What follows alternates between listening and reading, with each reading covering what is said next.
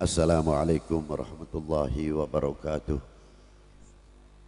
Alhamdulillahi wahdah, wassalatu wassalamu ala imami ahli sofa'i wal wafa, as-sayyid al-kamil bil fadail alladhi khasastahu fil azali bisahibi jami'i sifatil kamaliyah, al-habibil alil qadril azimil jah, walam yahlukil khallaqu khalqan mithlah la qablahu wala ba'dahu afdal minhu wa akraman zilatahu inda hadrati sultanil mamlakatil ahadiyah, ja'altahu wasitatal udhma li ahli la ilaha illallah sayyidina Muhammadur Rasulullah sallallahu alaihi wa ala alihi wa sahbihi fi kulli lamhati wa nafasin adada ma wasi'ahu ilmullahi amma ba'du.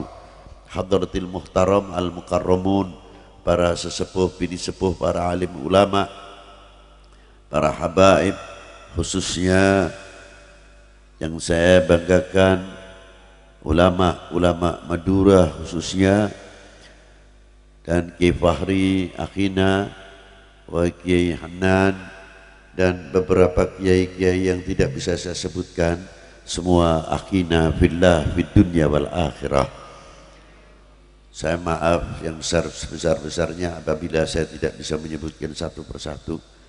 Dan yang saya hormati pimpinan cabang Nahdlatul Ulama daerah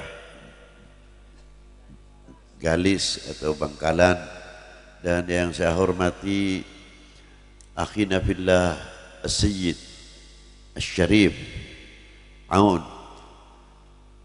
Al-Husaini, masih saudara kita juga, beliau dari Urdun, wa akhina Habibana Ahmad Al-Habsyi, wa akhina mutarjim Ubaidillah Al-Habsyi, dan anak-anak kita Zainal Abidin, hadirin wal hadirat rahimakumullah. Malam ini kita kejatuhan satu cahaya yang sangat luar biasa, di mana Nurul Mustafa sallallahu alaihi wasallam menerangi kita semua, insya Allah akan menyentuh setiap lubuk hati kita, yang akan menambah kecintaan kita kepada Allah Ta'ala dan kepada baginda Nabi sallallahu ta'ala alaihi wa alihi wasallam, sehingga cahaya itu yang membuahkan al-mahabbah wal khawf wal roja akan selalu mewarnai menjadi teman yang abadi, teman yang lebih akrab untuk bekal kehidupan kita sehari-hari. Dengan membekali hal-hal yang tersebut, paling tidak akan semakin mendekatkan diri kita kepada Allah Subhanahu wa ta'ala. Cahaya yang telah menerangi kepada kita semuanya semoga tidak akan semakin suram ataupun semakin surut, tapi akan semakin bercahaya, yang menerangi mata kita, yang menerangi dua telinga kita, yang menerangi lisan tutur kata kita, yang menerangi kedua tangan kita, yang menerangi kaki kedua kita, sehingga perilaku kita yang selalu diterangi oleh cahaya baginda Nabi sallallahu ta'ala alaihi wa alihi wasallam, sehingga bisa meniti jalan yang mencapai ridhonya Allah Subhanahu wa ta'ala. Memang untuk mencapai keridhaan Allah Ta'ala, maqamatur ridha adalah paling tinggi. Di bawah maqamatur ridha, di situ ada maqamatil mahabbah.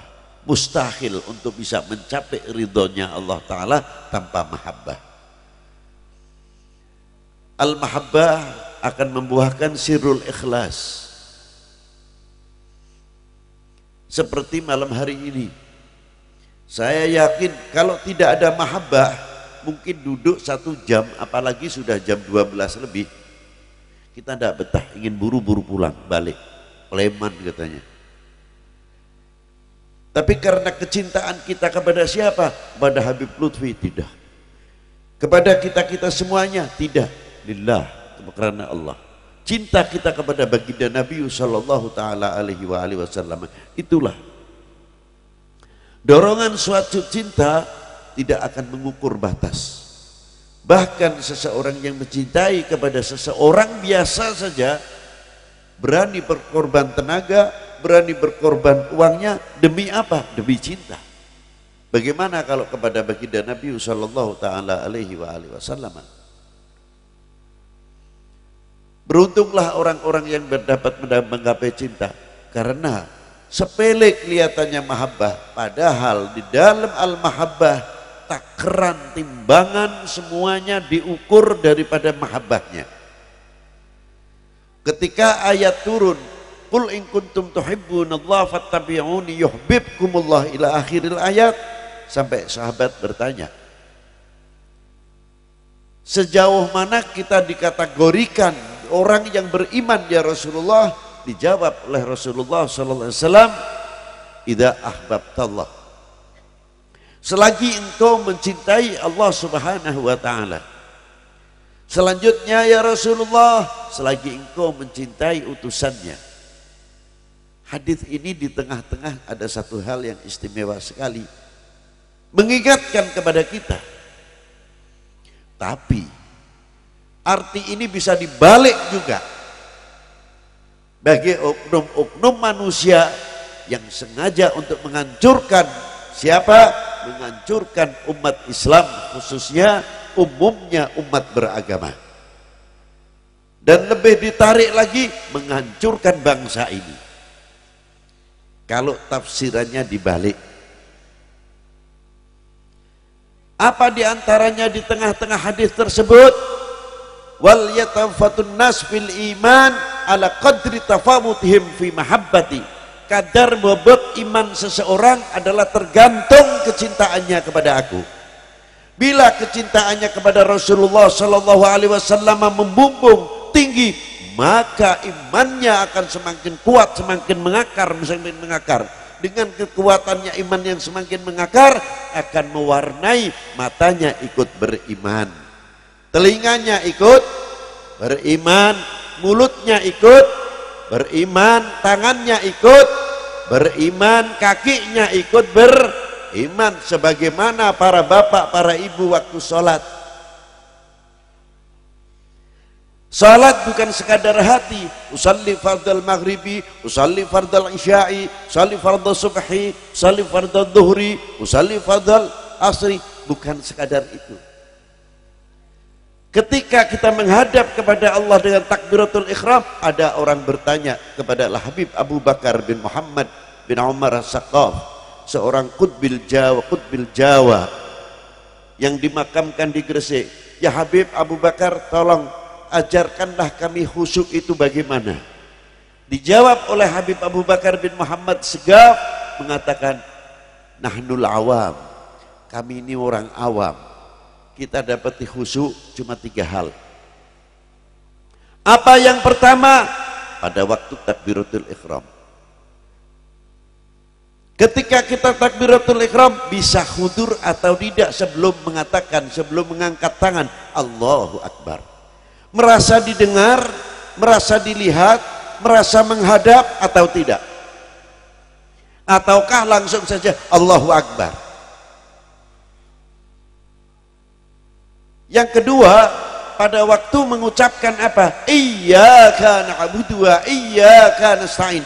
Kepada mulah aku menyembah, tidak ada yang wajib aku sembah terkecuali engkau. Dan kepada mulah aku memohon pertolongan, tidak ada yang bisa menolong terkecuali engkau. Ini di sini. Tidak bisa, Beb. Susah. Terakhir indah tasyahud. Waktu mengucapkan dengan ikrar, asyhadu an la ilaha illallah wa asyhadu anna Muhammadur Rasulullah, ikut bersaksi atau tidak, atau syahadat sebagai surut di dalam sholat. Setiap kita mengucapkan asyhadu an la ilaha illallah wa asyhadu anna Muhammadar Rasulullah, apakah itu hanya sekadar syarat dalam sholat? Sebab kalau tidak ada tasyahud di dalam sholat, mayasih sholat itu tidak sholat, tidak sah sholatnya. Ataukah di dalam itu surut, kita di samping itu ikrar, tidak ada zat yang wajib aku sembah melainkan engkau ya Allah. Dan aku bersaksi sesungguhnya baginda Nabi besar Sayyidina Muhammad sallallahu alaihi wasallam utusanmu ya Allah. Ditekankan di hati ini 3 hal khusyuk.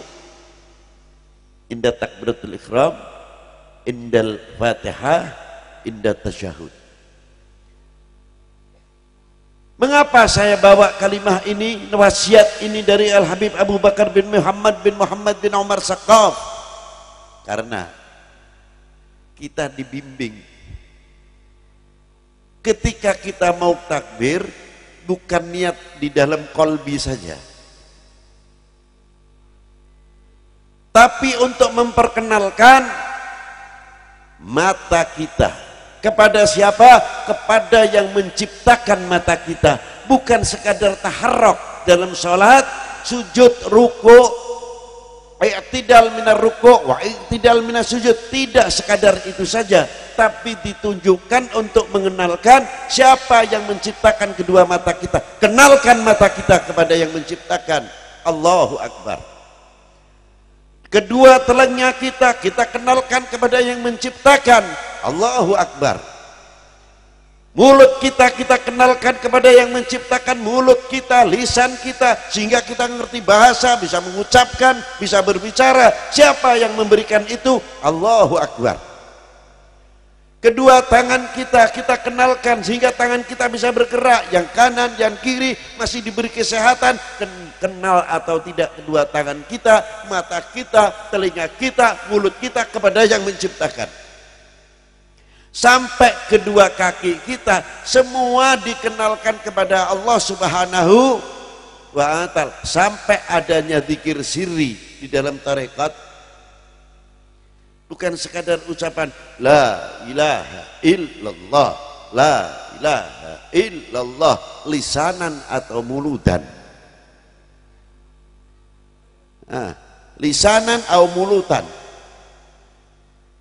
Dituntut kalbian. Ketika kita mengucapkan la ilaha illallah, merasa didengar atau dilihat oleh Allah Ta'ala atau tidak? Ketika kita melihat, kita membaca Allahu Allahu Allahu Allah, apakah hanya suatu bacaan? Tapi ketika membaca kita Allah Allah Allah, istighbar kepada Allah Subhanahu wa ta'ala. Ini yang penting. Bila mana ini menjiwai kepada kita semuanya, sebagaimana pada waktu tadi sholat, kita kenalkan mata kita yang menciptakan siapa, kita ajak sujud mata kita kepada yang menciptakan. Telinga kita ini kita ajak sujud kepada yang menciptakan.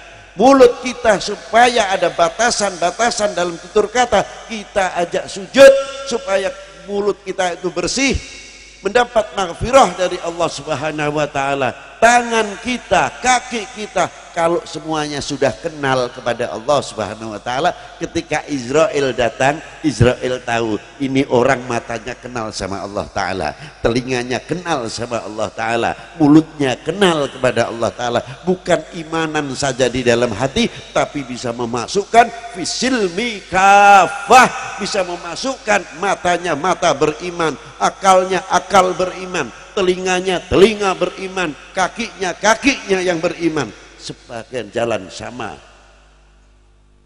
Itulah keistimewaan daripada al-mahabbah kepada Allah Subhanahu wa ta'ala.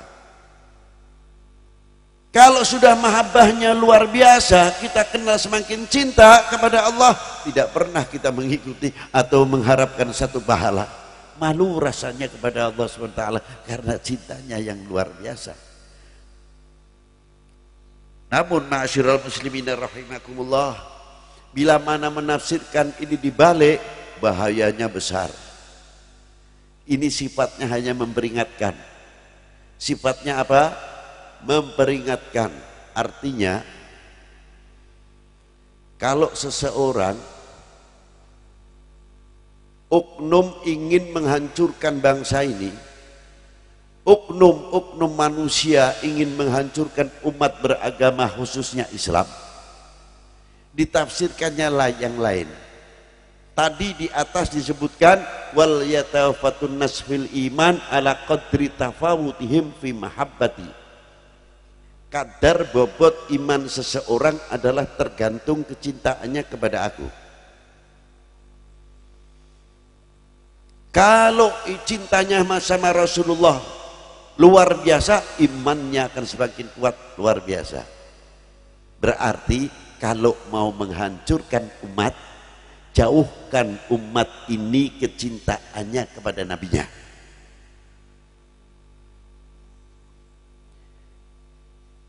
Nabi Muhammad, nabinya manusia biasa.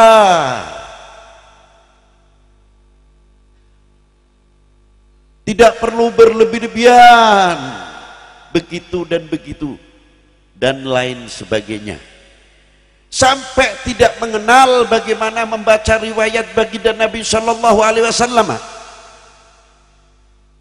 Padahal di dalam Al-Quran itu ada bagaimana riwayat kelahiran Nabi Allah Musa di dalam Al-Quranul Karim. Bagaimana ceritanya Fir'aun mendapatkan satu isyarat akan lahirnya seseorang Nabi dan Rasul yang akan menghancurkan kerajaannya. Justru Allah Ta'ala membuat Nabi Allah Musa begitu lahir hanyutnya sampai kepada orang yang paling takut atas kelahiran anak tersebut. Hikmah yang luar biasa. Sampai besar di mana di dalam lingkungan kerajaan Fir'aun, tapi di situ ada seorang himayah, Siti Asiyah, waliyah yang luar biasa. Hidup di tangan beliau. Ini satu contoh. Itu juga maulud Nabi Musa dalam Al-Quran. Ceritanya Nabi Allah Isa, Nabi Allah Yahya, bagaimana kelahiran ketika Nabi Allah Zakaria mengharapkan mempunyai anak, diturunkan wahyu. Untuk istrinya tidak bercakap 3 hari. Setelah 3 hari, hamillah istri Nabi Allah Zakaria, dan itulah yang melahirkan, diberi nama Yahya. Maulud Yahya. Siti Maryam ketika hamil, ketika di mihrab didatangi oleh malaikat Jibril, ditiupkannya ruh, itu suatu hal yang tidak mustahil karena Allah Ta'ala dengan kudrat iradatnya menciptakan Nabi Allah Adam tanpa bapak, tanpa ibu, menciptakan Nabi Siti Hawa tanpa ibu tapi cukup dengan bapak, menciptakan Nabi Allah Isa tanpa bapak. Kudrat iradatnya Allah Subhanahu wa Ta'ala diceritakan semua dalam Al-Quran. Apakah itu tidak maulud Isa, maulud Siti Maryam, maulud Yahya, maulud Nabi Musa? Apakah maulud bertentangan dengan kitab Allah? Tidak, karena Quran menceritakan tentang maulud Nabi. Dan begitu hebatnya di dalam Al-Quran. Ada, kita suka membaca, tapi mafahimnya terkadang setengah, ada yang luas, ada yang tidak. Apa di antaranya? Kita tahu surat Kahfi, surat Maryam. Kalau surat Anbiya kita sudah maklum wal mafhum. Tapi nama seorang aulia seperti Ashabul Kahfi menjadi kehormatan, diberi kehormatan oleh Allah Ta'ala menjadi nama suratnya di dalam Al-Quranul Karim seperti suratul Kahfi. Apa itu bukan manakibul aulia?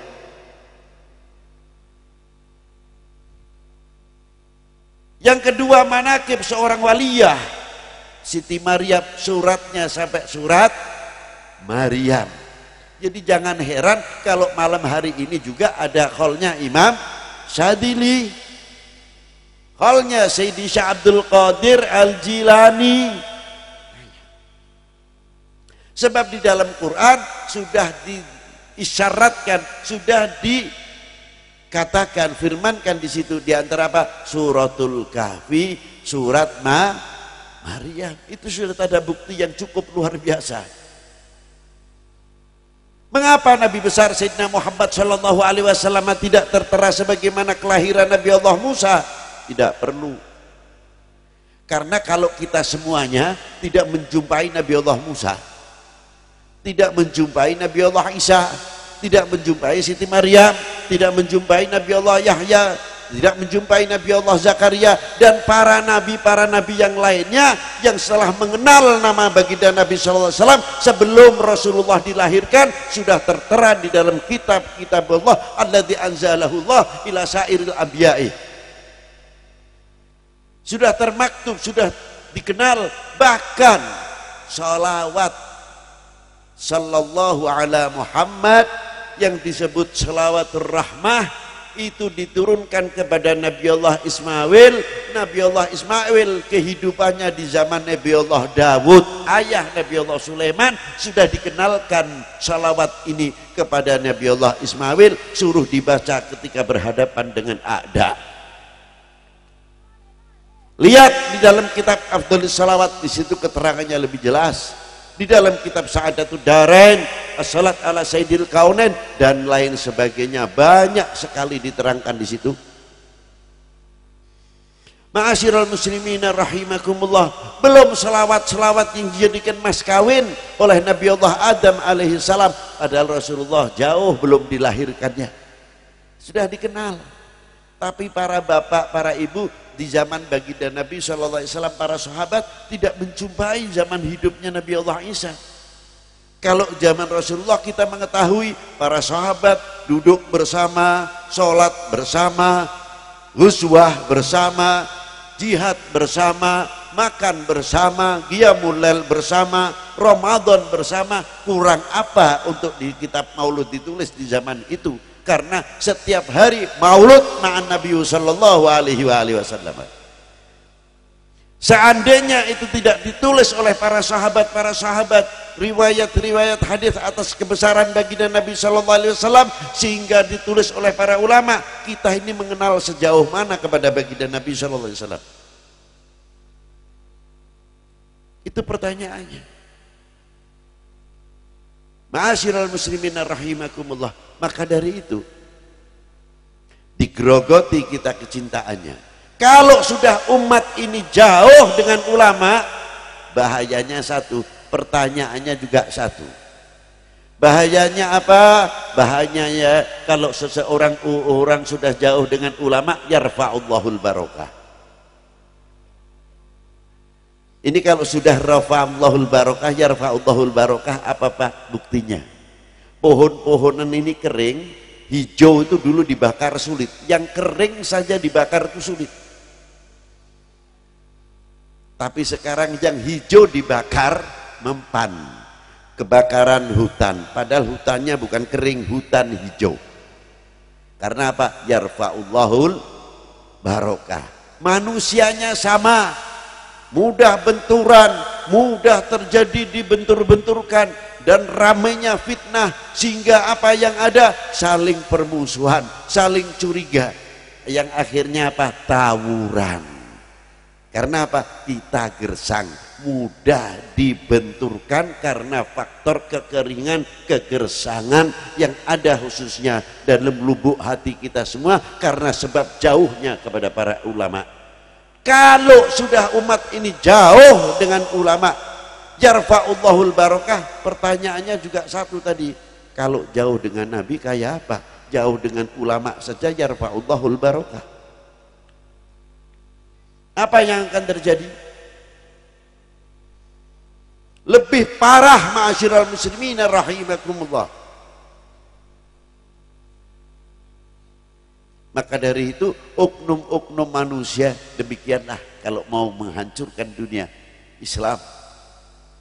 Ditarik lebih jauh lagi, bagaimana cara menghancurkan bangsa ini?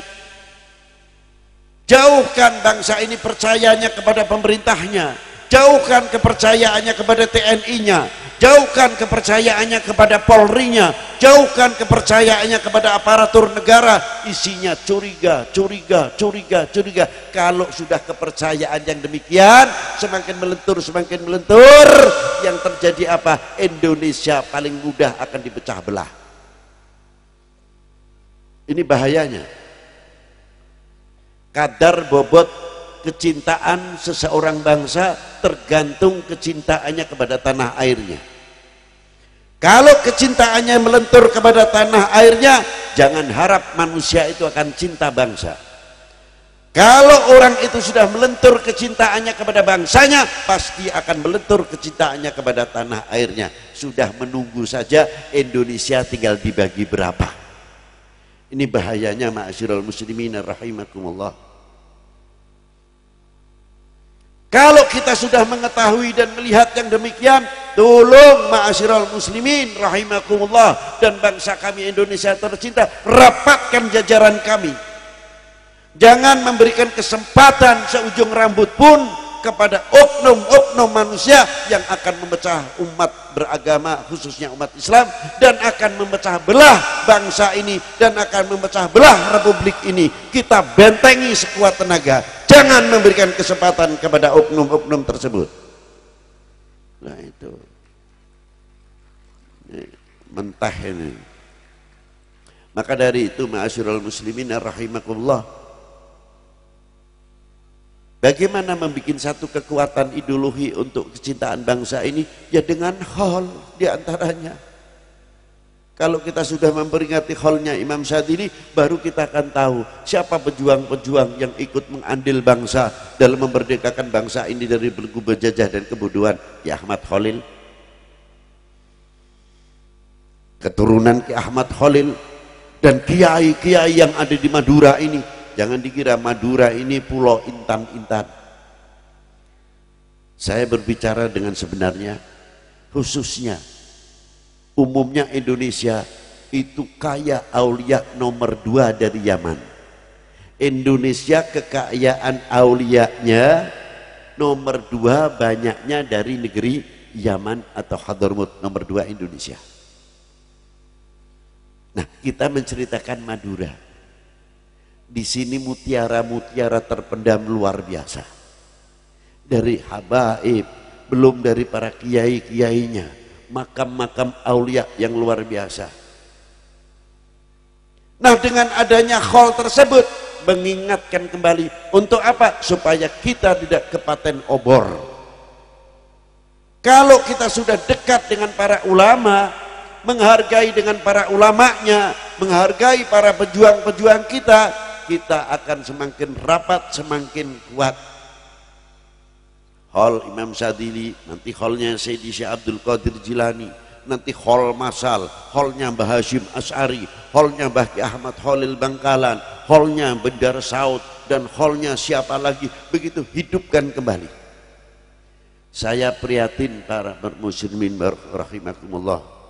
Maaf, saya tidak mau menyinggung negara, tapi ini umat Islam. Saya berbicara umat Islam. Orang lain punya bukti sejarah, situs sejarah dalam agamanya. Mereka pelihara dengan baik. Tapi justru umat Islam banyak kehilangan sejarah. Untung-untung makam Nabi tidak diratakan. Baqi, tempatnya kuburan para sahabat, ahli baitin Nabi, rata. Belum Ma'la dan lain-lainnya, peninggalan-peninggalan Rasulullah, peninggalan para sahabat, hampir semuanya hilang.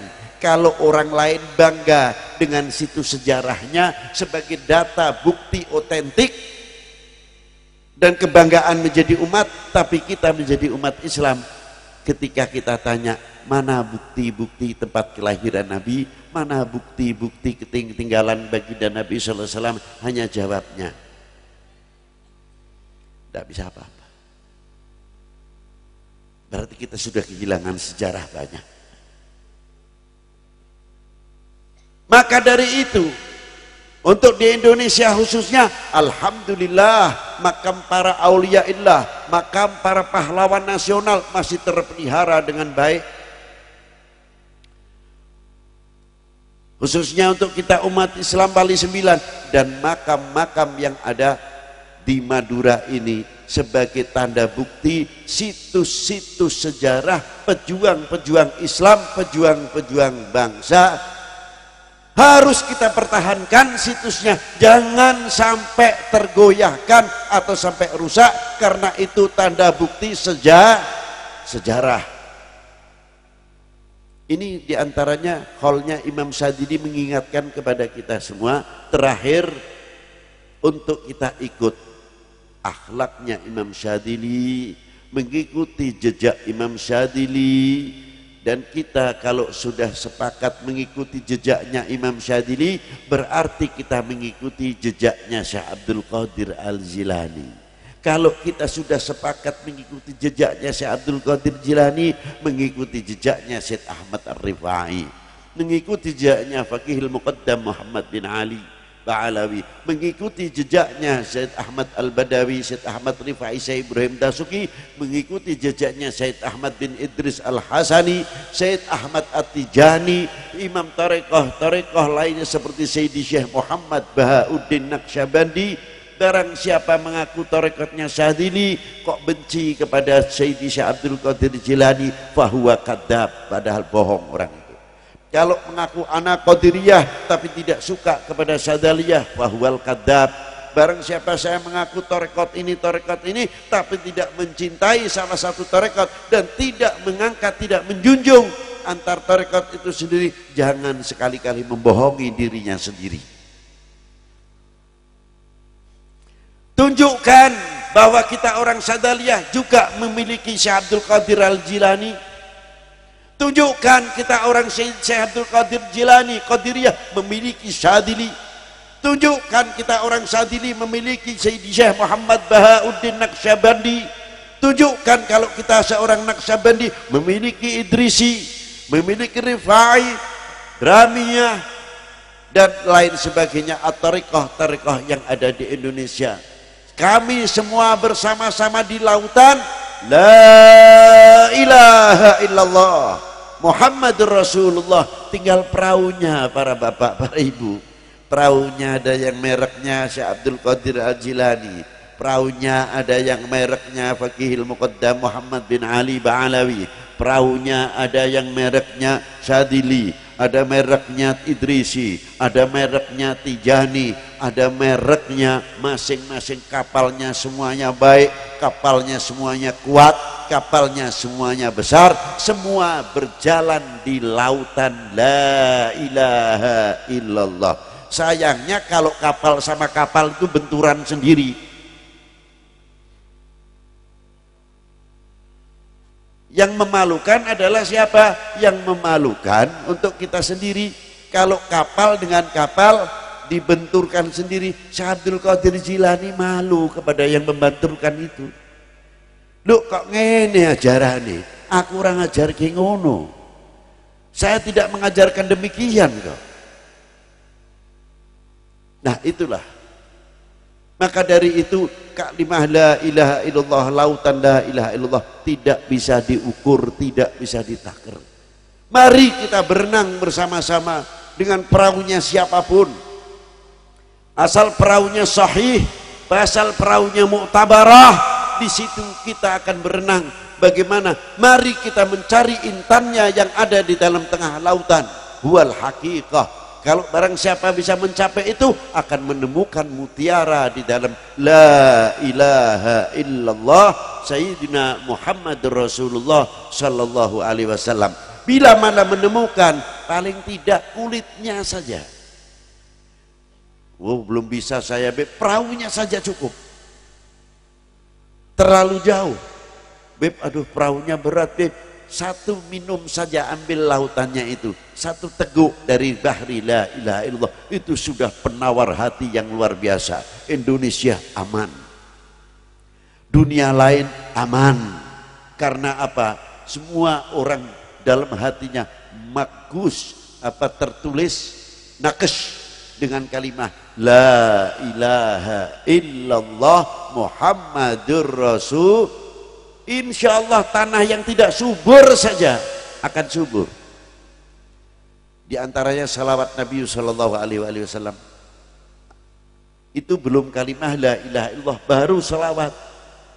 Sahabat Anas bin Malik berkata mendengar dari sabda Nabi sallallahu alaihi wasallam, barang siapa membacakan selawat kepadaku, ini baru selawat. Karena di dalam selawat itu ada zikirnya. Orang baca la ilaha illallah tidak memasukkan selawat, terkecuali ketika disambung dengan Muhammadur Rasulullah sallallahu alaihi wasallam. Orang baca istighfar mencakup zikir tapi tidak mencakup selawat. Zikir mencakup istighfar tapi tidak mencakup selawat. Tapi kalau selawat mencakup zikir, mencakup istighfar. Di antaranya aqallu dzikir Allahumma. Aqallu dzikir, sedikitnya. Nah, di dalam selawat tersebut barang siapa membacakan selawat kepada Nabi sallallahu alaihi wasallam sekali, maka Allah Ta'ala menjadikan salawat itu suhub, awan yang putih bersih sekali, diambil dari bahru rahmatillah. Bila mana menetes ke bumi, embun itu tersebut dari awan akan menjadi emas. Bila mana tetes itu jatuh ke gunung akan menjadi perak. Apabila tetesan embun itu jatuh ke qulubil mukminin akan semakin kuat mahabbahnya. Apabila embun ini turun kepada orang yang belum beriman, Allah Ta'ala akan memberikan rezeki imanan. Bagaimana kalau zikir? Salawat saja kepada Rasulullah demikian. Maka saya yakin ahli salat ala Nabi sallallahu alaihi wasallam dan ahli zikir selagi ada di Indonesia, insyaallah amanal aminin, aman, tenang, tidak mudah digoyahkan. Saya yakin asal benar-benar min ahli la ilaha illallah Sayyidina Muhammad Rasulullah. Terakhir, mari kalimah la ilaha illallah ini jadikan bekal kita, kehidupan kita, untuk perjalanan kita sehari-hari, sehingga bisa membawa kita keluar dari dunia ini dengan membawa kalimah la ilaha illallah Muhammadur Rasulullah sebagai tanda husnul khatimah. Bismillahirrahmanirrahim. Allahumma ja'alna min ahli la ilaha illallah wa min ahli qawli la ilaha illallah Sayyidina Muhammad Rasulullah. Allahumma bihaqi la ilaha illallah, berkahilah umur kami, berkahilah putra putri kami menjadi hambamu yang soleh, ilmu yang bermanfaat. Jadikan hambamu ini yang taat kepada Allah Ta'ala, kepada Rasulnya, taat kepada para ulama, taat kepada kedua orang tuanya, taat kepada pemerintah dan negaranya, dan diberkahilah rezekinya dalam dunia perdagangannya, industrinya, dalam dunia pertaniannya. Diberilah kesuburan, kemakmuran. Jauhkanlah umat Islam Indonesia, bangsa Indonesia ini khususnya, dari segala cobaan, dari min jami'il bala alladzi yakhruju minas sama yakhruju minal ard wa yanzilu minas sama minal masyaqqati wal qahtan ma dhahara minha wa batan wa min jamil amradil badan fi dhahiran wa batinan wa min kulli fitnatin fi ayyi jihatin minal biladil muslimin ammah wa ahlaha wa man fiha aina makanu masyariqil ardi ila magharibiha fi bahriha wa bahriha min yaminiha ila shimaliha wansurna wa iyyahum binusratik fil harakati wasukun wa ja'alna min hizbika alladzi wafaqtahum li fahmi kitabikal maknun linadkhula fi hirzi qaulika ala inna hizballahi humul ghalibun. Allahumma adkhilna wa iyyahum fi hisnika la ilaha illallah la ilaha illallah la ilaha illallah Sayyidina Muhammad Rasulullah sallallahu alaihi wa alihi wasallam. Allahumma rabbana atina fid dunya hasanah wa fil akhirati hasanah wa qina adzabannar. Wa sallallahu wasallam ala sayyidina Muhammadin wa alihi wa sahbihi wa baraka wa sallam walhamdulillahi rabbil alamin. Kurang lebihnya wal afu minkum. Assalamualaikum warahmatullahi wabarakatuh.